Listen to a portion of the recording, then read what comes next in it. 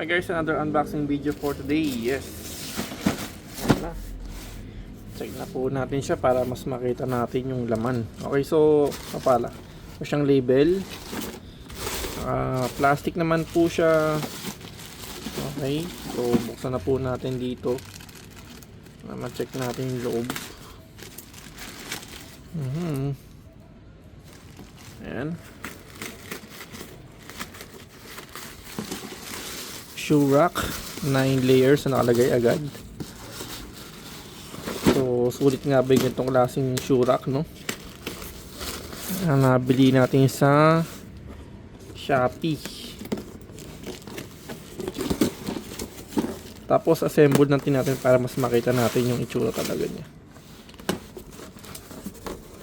Okay, so siyempre mura ito lang naman to guys. Plastic, maraming plastic. Sana mga recyclable plastic yung mga ginagamit nila, no? Para okay, buko natin dito, no? So wala lang na siyang kung paano i-assemble yata. Deformed pa yung plastic. Ito naman talaga yun.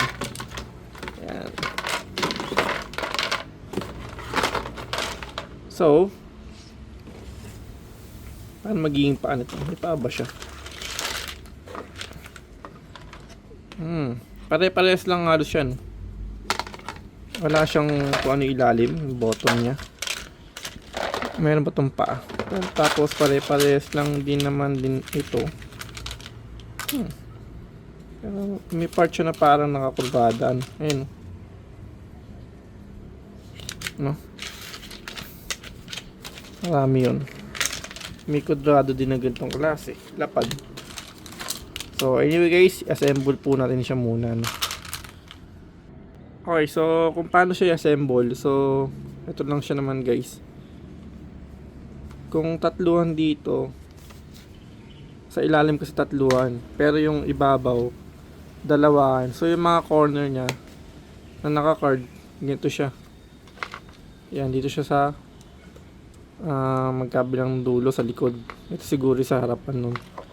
Tapos since tatluhan dito, kakapawin mo lang din siya. Tatlo lang din siya dito. Ayan, madali siyang pala siya i-assemble. At least meron tayong muraitang patungan ay lang mga shoe rack, no? Okay din pala. Ganyan siya maging forma niya. Ayan. Sa height niya, mababa lang to guys, no? Sakto lang sa mga flat shoes to. Okay, so ganun lang siya i-assemble pala. Tapos dito siguro to, no?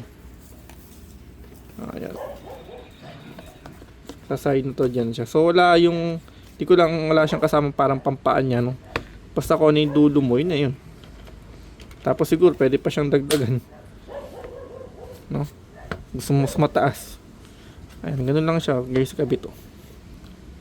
Yun lang, didin lang. So buuin ko na talaga siya.